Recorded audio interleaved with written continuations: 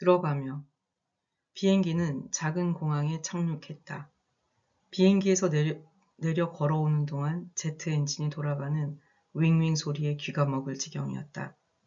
눈 덮인 히말라야 산기슭 언덕에 둘러싸인 공항에서 오랜 친구인 달라이 라마와 투투 대주교는 만나자마자 반갑게 서로 끌어안았다.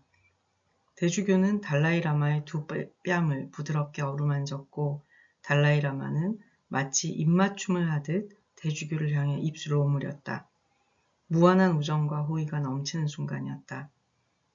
이 프로젝트를 준비하는 한 해 동안 나는 두 영적 스승의 만남이 세계적으로 어떤 의미인지 또 얼마나 중요한지를 계속 염두에 두고 있었다. 하지만 두 사람에게도 개인적으로 오랜 친구를 만나는 것이 의미 있는 일임을 미처 깨닫지 못했다.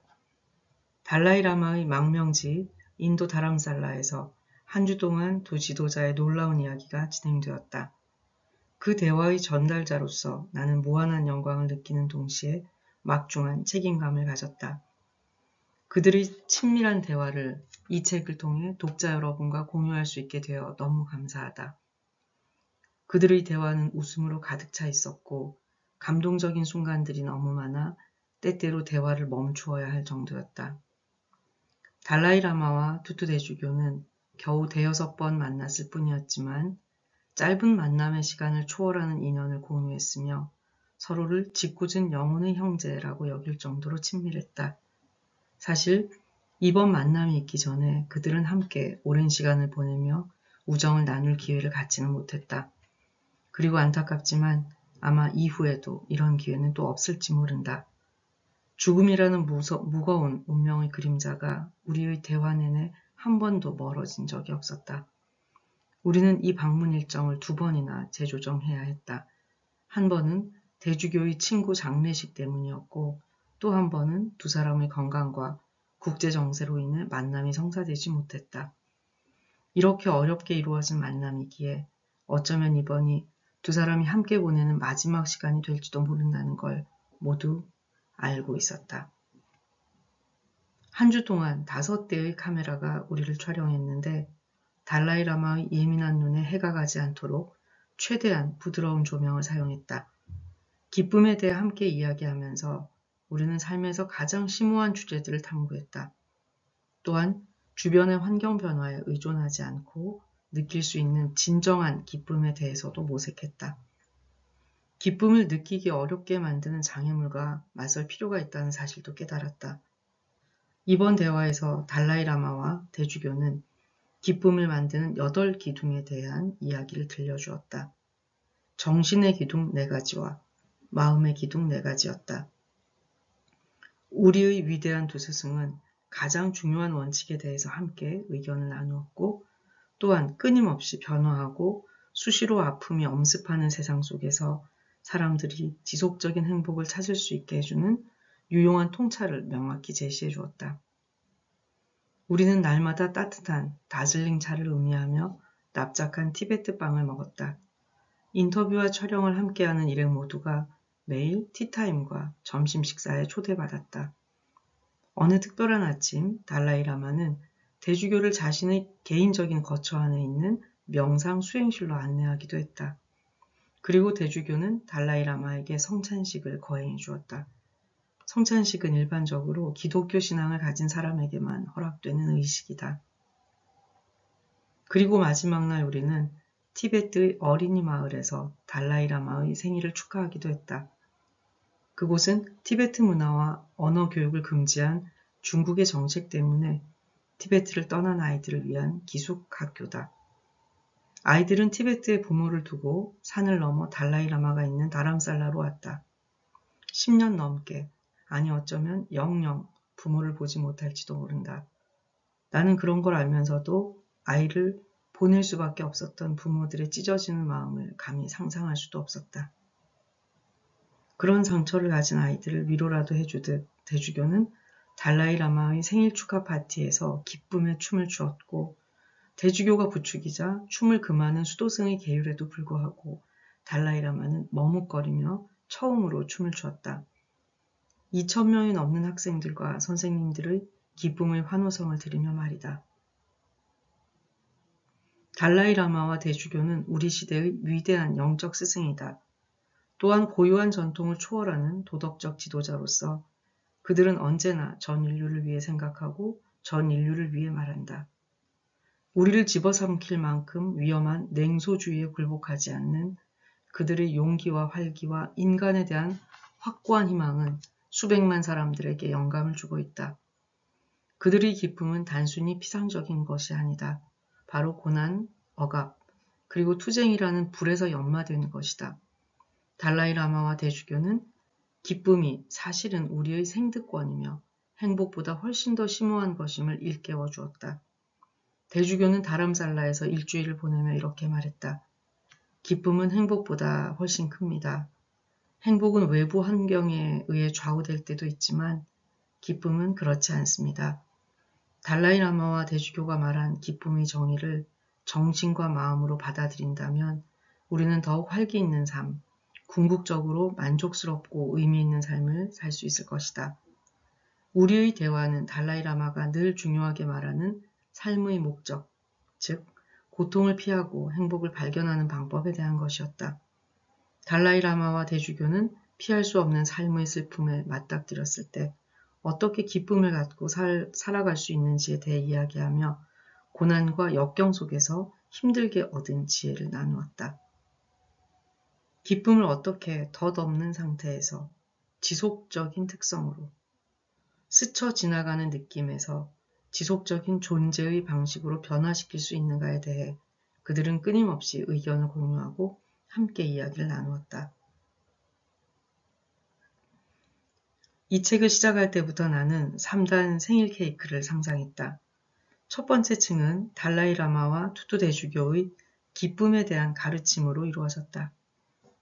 일상적인 문제, 즉 출근길 교통체증이 주는 짜증부터 가족 부양에 대한 어려움, 우리에게 부당한 대우를 하는 이에 대한 분노, 사랑하는 이를 잃은 슬픔, 질병의 황폐함, 죽음의 심연에 이르기까지 삶의 크고 작은 문제 앞에서 우리는 진정 기쁨을 찾을 수 있을까? 우리가 현실을 끌어안은 채 아무것도 부정하지 않고 달아날 수 없는 고통과 괴로움을 초월할 수 있을까? 수많은 이들의 고통을 보면서 내 삶은 괜찮다고 기뻐할 수 있을까? 가난이 미래를 앗아가고 거리에 폭락과 테러가 가득하며 환경 파괴로 지구의 내일이 위협받는 이 상황에서 말이다. 이 책은 이러한 질문들에 대한 답을 찾고자 한다. 두 번째 층에서는 기쁨과 지속적인 행복의 핵심이 되는 다양한 가치에 관한 최신의 과학적인 근거를 제시했다. 뇌과학과 다양한 실험, 심리학의 새로운 발견을 바탕으로 인간의 성공이 과연 무엇인가를 함께 통찰하고 여기에 담았다. 이 대담이 있기 2개월 전 나는 행복 연구의 선구자인 신경과학자 리처드 데이비슨과 점심 식사를 함께 했다. 그는 실험실에서 명상 수행자들을 연구하며 명상이 우리 뇌에 주는 유익함을 뇌 측정을 통해 발견했다고 했다. 샌프란시스코의 베트남 음식점 야외 테이블에서 스프링 롤 접시 앞에 두고 앉아 소년처럼 자른 흑회색 머리카락을 바람에 흩날리며 그는 달라이라마가 언젠가 특히 이른 아침에 침대에서 일어나 명상을 준비할 때 과학이 명상을 하는데 동기부여된다는 사실을 발견했습니다. 라고 고백했다는 이야기를 들려주었다. 만일 과학이 달라이라마에게 도움이 된다면 우리와 같은 일반인에게는 더욱 큰 도움이 될 것이다. 보통 우리는 영성과 과학이 서로 멱살을 틀어준 양립 불가능한 힘이라고 생각한다. 그러나 투투 대주교는 서로 다른 다양한 학문이 같은 결론을 도출했다면 그것은 확증된 진실이라고 생각하기 때문에 영성과 과학의 양립을 인정한다. 그리고 달라이라마는 이 책이 불교나 기독교만의 것이 아니라 다양한 사람과 전통, 과학의 지지를 받을 수 있는 대단히 보편적인 책이 되어야 한다고 단호하게 말했다. 생일 케이크의 세 번째 층은 한 주 동안 달라이라마와 대주교와 함께 다람살라에서 지낸 이야기를 담았다. 그들과 아주 가까운 거리에서 담아낸 개인적인 이야기, 그리고 첫 번째 포옹에서 마지막 작별 인사에 이르는 모든 여정에 독자가 함께하길 바라는 마음이다. 이 책의 맨 마지막에는 기쁨 실천 연습을 선별에 담았다. 두 영적 스승은 자신의 일상적인 수행과 감정적이고 영적인 삶의 닻을 우리에게 기꺼이 공유해 주었다. 기쁨 실천 연습을 책에 담은 이유는 기쁨이 가득한 삶을 위한 레시피를 만들기 위해서가 아니다. 각 종교 전통 속에서 수천 년에 걸쳐 수많은 이들은 물론 달라이라마와 대주교에게도 도움을 준 기술과 전통이 무엇인지 알려주려는 것이다. 이러한 실용적인 연습을 통해 우리는 깨달음과 과학, 그리고 이야기를 받아들이고 일상 속에 통합시킬 수 있게 될 것이다. 나는 이 시대의 많은 위대한 영적 스승들과 과학적인 선구자들과 함께 일하면서 그들이 건강과 행복에 대한 통찰들을 다른 이들에게 전달하는 데 도움을 주는 영광을 누려왔다. 내가 강박이라고 해도 좋을 만큼 기쁨에 매료되어 있는 이유는 사랑이 넘치지만 우울증이라는 검은 개도 함께 그늘을 들이우고 있는 집에서 자랐기 때문일 것이다. 어린 시절부터 고통을 목격하고 직접 경험한 나는 우리 고통의 아주 많은 부분이 자신의 마음과 머릿속에서 나온다는 것을 알았다. 다람살라에서 보낸 이 한 주는 내게 기쁨과 고통 모두를 이해하기 위한 인생의 여정에서 꼭 도전해 보아야 할 높은 산이었다. 대중의 대변인으로서 나는 지구상에서 가장 자비로운 그들의 눈을 들여다보며 5일 동안 인터뷰를 진행했다. 나는 영적 스승을 신성시하는 일에 대해서는 회의적이지만 그들과 함께한 첫날부터 머리가 웅웅 울릴 정도의 감동을 느꼈다. 아마도 두 영적 스승의 눈에서 사랑의 마음을 읽은 나는 나의 거울 뉴런, 즉 공감을 담당하는 특별한 세포가 자극을 받았기 때문일 것이다. 다행히 그들의 지혜를 정제해내는 막중한 임무를 나 혼자 맡은 것은 아니었다.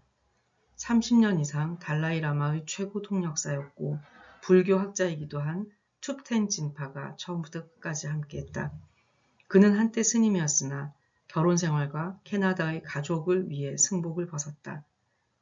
그래서 그는 종교와 속세라는 두 세계와 티베트어와 영어 두 언어 사이를 가장 잘 이해하고 통역할 수 있는 최고의 사람이다. 대화가 진행되는 동안 진파는 질문을 준비하고 답변을 통역하는 것까지 도와주었다. 그는 나의 믿음직한 협업자이자 친애하는 친구이다. 우리만 질문을 한 것은 아니다. 우리는 이 프로젝트를 준비하며 전 세계 사람들에게 기쁨에 관한 질문을 요청했다. 단 3일 동안 받은 질문이 무려 1000개가 넘었다. 사람들이 가장 많이 한 질문은 놀랍게도 어떻게 하면 나의 기쁨을 찾을 수 있는가가 아니라 어떻게 하면 고통으로 가득한 이 세상 속에서 기쁨을 찾을 수 있는가였다. 함께 한 주를 보내며 달라이라마와 투투 대주교는 때로 서로 손가락질하고 놀리기도 했지만 애정을 담아 서로의 손을 꼭 잡기도 했다. 첫 번째 점심 식사 시간에 대주교는 예전에 달라이라마와 함께했던 강연에 관한 이야기를 들려주기도 했다. 그리고 단상에 오를 준비가 되었을 때 이 세상의 자비와 평화의 상징인 달라이라마는 영혼의 형제인 대주교의 목을 조르는 신용을 했다. 대주교는 달라이라마를 향해 이봐요, 카메라가 우리를 찍고 있잖아요. 성인처럼 행동하세요. 라고 해서 웃음을 자아냈다. 우리가 매일 어떤 행동을 선택하느냐가 중요하다는 사실을 일깨워진 순간이었다. 성인조차 성인처럼 행동해야 한다. 그러나 성인이라면 진지하고 엄격하며 경건하고 절제된 행동을 할 것이라는 일반적인 생각과 달라이라마와 대주교가 세상 혹은 서로를 맞이하는 방식은 분명 다르다. 대주교는 결코 자신을 성인이라고 내세운 적이 없고 달라이라마는 자신을 단순한 수도승이라고 여긴다. 그들은 고통과 혼란으로 가득한 삶에서 우리가 그토록 바라는 평화, 용기, 기쁨을 발견할 수 있도록 해주었다. 이 책에서 그들의 지혜뿐만 아니라 인간적인 모습도 전달되길 희망한다. 달라이라마와 대주교는 고통은 피할 수 없는 것이지만 그 고통에 어떻게 대응하는가는 우리의 선택이라고 했다. 그리고 아무리 억압한다 해도 그에 대한 답을 우리가 선택할 수 있는 자유를 빼앗아갈 수 없다고도 강조했다. 마지막 순간까지 대주교의 주치의들이 이 여행을 허락해주지 않을까봐 걱정이 많았다. 대주교의 전립선암이 재발했고 이번에는 치료 효과가 특히 더뎠다. 이번 치료는 암의 발생을 막을 수 있을지 보기 위한 실험적인 것이었다. 그럼에도 불구하고 다람살라에 착륙했을 때 대주교가 보인 한박 웃음과 반짝이는 청회색 눈 속의 어린 흥분, 기대, 그리고 어쩌면 약간의 걱정은 나를 놀라게 하기에 충분했다. 더글러스 에이브람스